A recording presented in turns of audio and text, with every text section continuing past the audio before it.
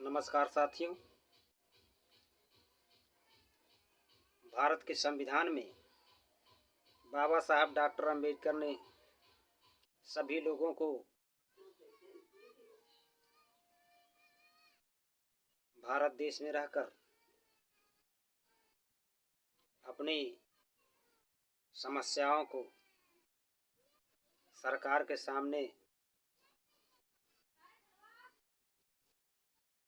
अपनी बातों को रखने का अधिकार दिया है और लोग स्वतंत्र होकर अपने अधिकार के लिए आंदोलन कर सकते हैं और सरकार के समक्ष अपनी मांगों को रख सकते हैं। मैंने आज तक किसी सरकार में ऐसा नहीं देखा जितना कि इस सरकार में जगह जगह हर तरह के आंदोलन होते दिखाई दे रहे हैं। इसका जीता जागता उदाहरण किसानों का आंदोलन, ईवीएम का आंदोलन, जंतर मंतर पर पहलवान बेटियों का आंदोलन, जंतर मंतर पर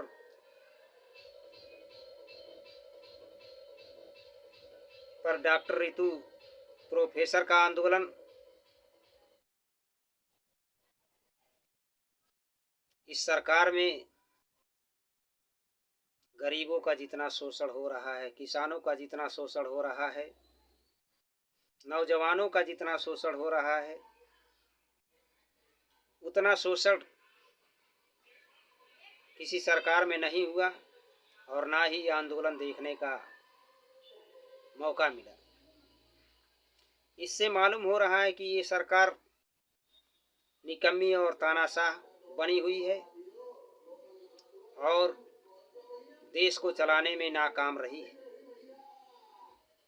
जहां भी देखिए हिंदू मुस्लिम, हिंदुस्तान पाकिस्तान भाईचारा नफरत की आग फैलाने का काम इस सरकार में बैठे हुए गुंडे माफिया कर रहे हैं,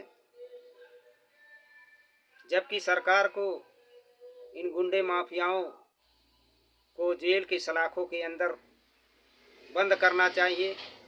लेकिन इस सरकार में गुंडे माफियाओं खुलेआम घूम रहे हैं। हमारे देश के प्रधानमंत्री श्री नरेंद्र मोदी जी कहते हैं और उन्होंने एक नारा भी दिया है, बेटी पढ़ाओ बेटी बचाओ।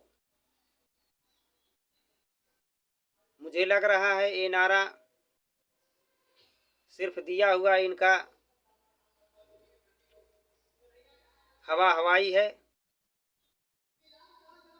सिर्फ लोगों को दिखाने के लिए है और इस नारे के तहत सरकार जमीनी स्तर पर नहीं उतर रही है और लोगों को न्याय नहीं मिल रहा है। अगर न्याय मिलता,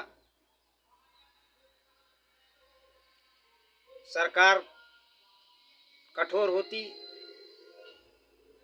तो शायद मणिपुर में जो घटना घटी, इस तरह की घटना इतिहास में पहली बार हुई है, जो कभी नहीं घटी थी। बीजेपी के कुछ नुमाइंदे घूम रहे हैं, मोदी मोदी करके प्रचार कर रहे हैं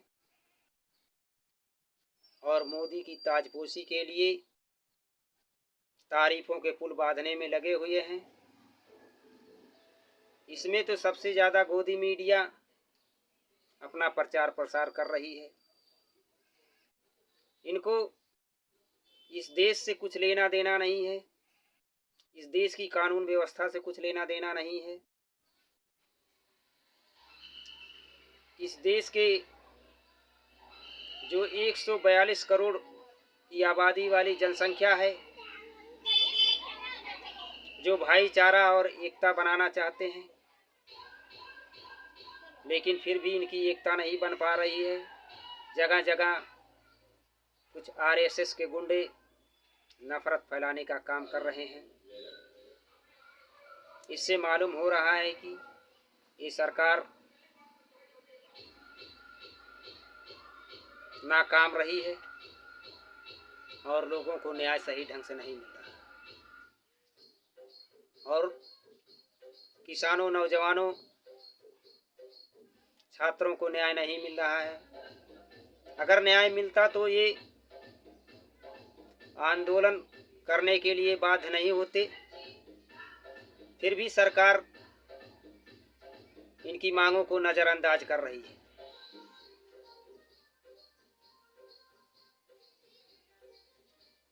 इस देश में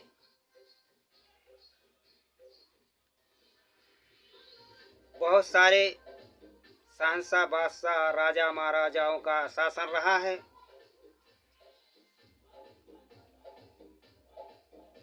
जो अपनी एक हैसियत समझते थे, लेकिन उनका भी शासन खत्म हो गया। वो भी इस दुनिया से चले गए और उनके घर और खानदान तक नहीं बचे। उनकी कब्र नहीं है। अगर उनकी कहीं कब्र भी होगी तो उस कब्र पर कुत्ते ही पेशाब करते होंगे। तो इस भारत देश के जो शासक बने हुए हैं, जो तानाशाह बने हुए हैं, नरेंद्र मोदी जी, मैं आपको बता देना चाहता हूं कि आपकी भी कोई हैसियत नहीं है। आप जनता के बनाए हुए नौकर हैं और जनता की बातों को आपको सुनना चाहिए। उनकी बातों पर आपको विचार करना चाहिए। और जो पूरे प्रदेश में, देश में जगह जगह आंदोलन कर रहे हैं, उनकी मांगों पर विचार करना चाहिए। क्योंकि ये भारत देश की जो संवैधानिक कुर्सी है, ये किसी के बाप की जागीर नहीं है। आप भी थोड़ा सोचिए, क्योंकि आप इस देश के प्रधानमंत्री हैं। आपको विचार करना चाहिए, आपको सोचना चाहिए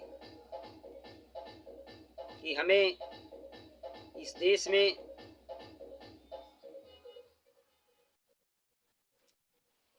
नौकर बनकर रहना है। इस देश ने हमें मौका दिया है, देश का प्रधानमंत्री हमें बनाया है, तो कम से कम इनकी बातों को सुनना चाहिए, उस पर विचार करना चाहिए। तभी आप एक इस देश के सफल प्रधानमंत्री माने जाएंगे। वरना आज आपका नाम है, कल खत्म हो जाएगा। आप ये मत सोचिए कि आपका नाम भी इतिहास के पन्नों में लिखा जाएगा। इतिहास के पन्नों में नाम उन्हीं का लिखा जाता है जो इस देश के लिए, इस देश की जनता के लिए करता है।